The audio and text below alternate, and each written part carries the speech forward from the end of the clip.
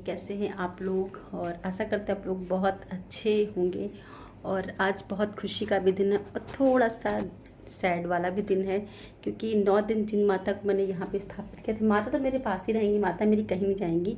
वो तो मेरे यहाँ से उठ के मेरे मंदिर में चली जाएंगी और मेरे दिल में वास करती हैं। लेकिन हाँ, आज ये चौकी हट जाएगी तो ये घर सूना हो जाएगा, क्योंकि माँ माँ होती है। माँ की जगह बच्ची दुनिया में कोई नहीं सकता है।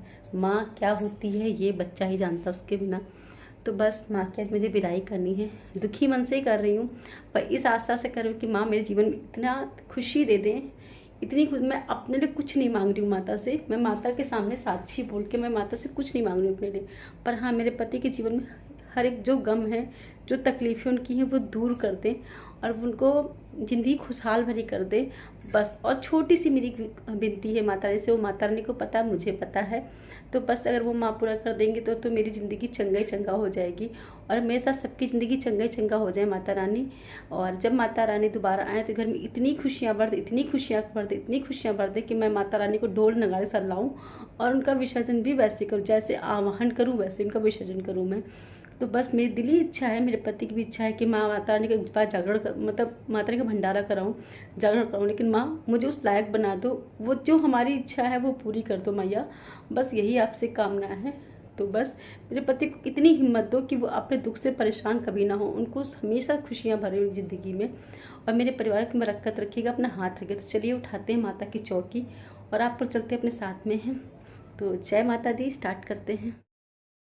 चलिए अब शुरू करते हैं कार्यक्रम। तो सबसे पहले माता रानी को मैं कोछा निकाल रही थी। कोछे में हल्दी, सुपारी, बतासे और पैसे कुछ और जो सुहाग कुछ सामान होती है वो रखा जाता है माता रानी कोछा।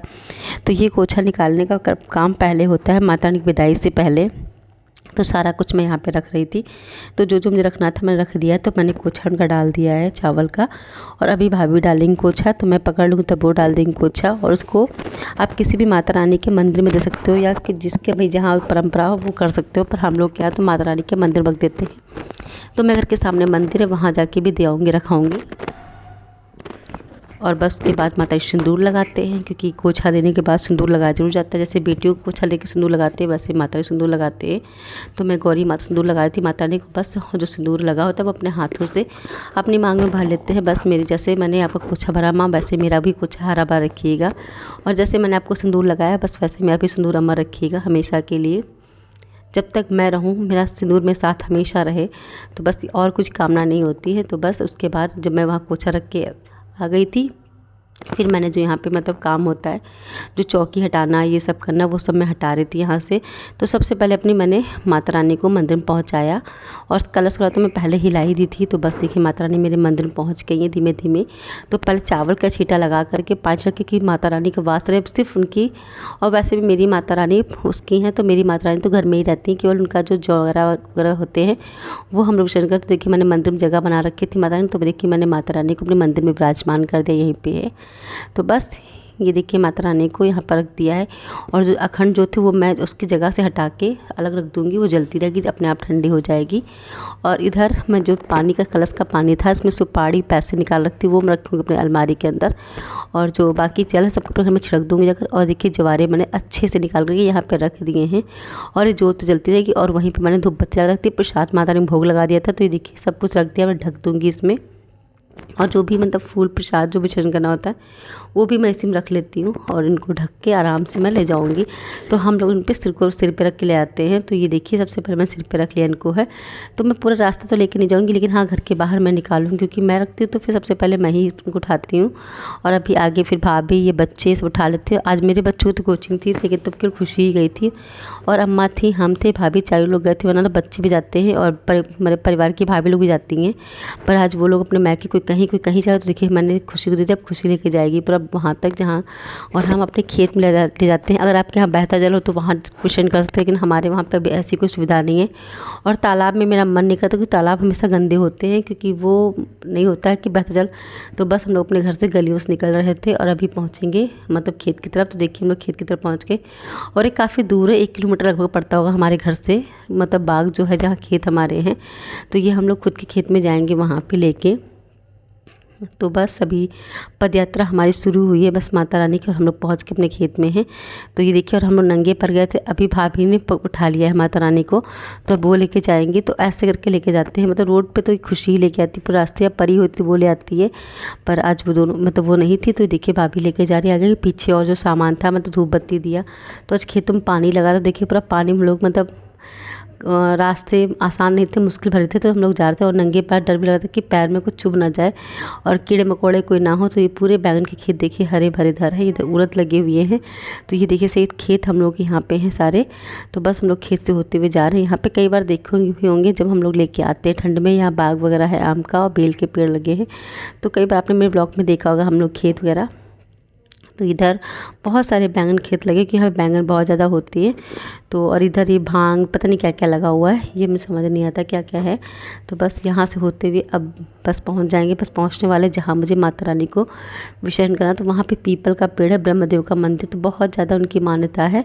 तो बस वहीं पहुँचने वाले हैं हम, वो वहाँ जाके इनका विसर्जन करेंगे। पहले तो मैं आम के नीचे कर दी, लेकिन पंडित जी ने मना कर दिया कि आम के नीचे नहीं करते हैं, कोशिश करो कि पीपल नीचे रखो। तो फिर मैंने कहा पीपल का पेड़ तो फिर क्यों ना वहाँ पे रख लिया जाए।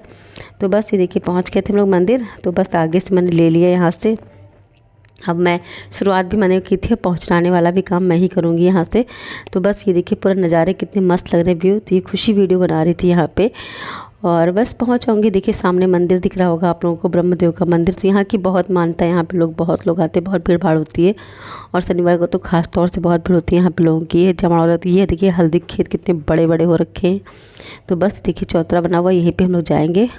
और मैं घंटे में फंस गई थी, फिर मैं आराम से लिए, डर गई माता रानी की गिर तो नहीं गई, लेकिन बस माता रानी जो चाहती वही होता, कुछ नहीं हुआ था। तो बस मैंने जो यहाँ पे पुरानी फ़ोटो रखी उनको मैंने यहाँ पर रख दिया है, और ये अब जो जवारे हैं ना ये पीपल की जड़ में रख दूँगी जाकर वहाँ पे। तो ये देखिए यहाँ पे रख दे रही हूँ, और यहीं पे इनकी पूजा वगैरह कर लूँगी। तो ये देखिए हरे भरे ज्वारे मेरे कितने सुंदर लग रहे हैं, और मेरा घर सूना कर दिया माता रानी ने। बस ये है दुखी मन से विदाई तो करनी पड़ती है, कब तक रख सकते हैं माता रानी को। माता रानी अपने लोग जाएंगे फिर बुलाऊँगी, बस इतना माता रानी हमसे वादा करके जाए, जब मैं बुलाऊँ मुसीबत में तो वो मेरे पास आ जाए, बस और क्या चाहिए। क्योंकि माता रानी तो सारे फ़र्ज़ निभाने होंगे। तो बस यहाँ पे धूप बत्ती दिया मैं सब जो कुछ लेके आई थी मैं जला दूँगी। और मन तो करता है विसर्जन करने का जल, लेकिन जल का यहाँ पे हमारे पास कोई वो नहीं है। तो ये देखिए यहाँ पे भोलेनाथ का वो है। तो बस यहाँ पे धूप बत्ती दिया भोग जो भी लेके हम लोग आए थे वो यहाँ पे सजा देंगे, लगा देंगे। और बस ये देखिए इनकी मान्यता मैंने बताया बहुत ज़्यादा यहाँ पे है। तो ये देखिए, तो यहाँ पे मैंने पूजा पाठ कर लिए, और बस आज नवरात्र का आखिरी दिन था। तो बस जितनी पूजा पाठ होती है वो सब करके, और व्रत का पारण करने का दिन भी आ गया है। और पता भी चला माता ने इतनी शक्ति और भक्ति दे रखी थी कि 9 दिन कैसे 10 दिन कैसे बीते बिल्कुल एहसास ही नहीं हुआ भूख प्यास का, मतलब लगे नहीं रहा। आज के दिन जैसे मैं शाम को विचरण कर रही हूँ, 5 बजे का टाइम है, आज के दिन तो मैंने सिर्फ 1 कप चाय और बस छोटा सा नारियल खा के पूरा दिन मैंने काटा है। मुझे पता ही नहीं चला कि व्रत रखा मैंने है। मतलब माँ में कितनी शक्ति होती माँ ही जान सकती है। तो बस देखिए पूजा पाठ कर लिया हम लोगों ने है, और मैं वापस निकल रही थी यहाँ से। तो ये हुआ खेत से एक दाग बैंगन तोड़ ले जाए कि सब्ज़ी खाने का मन करा, चटपटा था। तो मैं खुशी से कहती खुशी सब्ज़ी बना दो आज तुम मेरे खिला दो, खुशी सब्ज़ी बहुत अच्छी बनाती है, तो तुम बहुत सारी दुआएं पाओगी। आज मेरा मन नहीं करा कुछ बनाने का है, तो ठीक है चलो बना देंगे।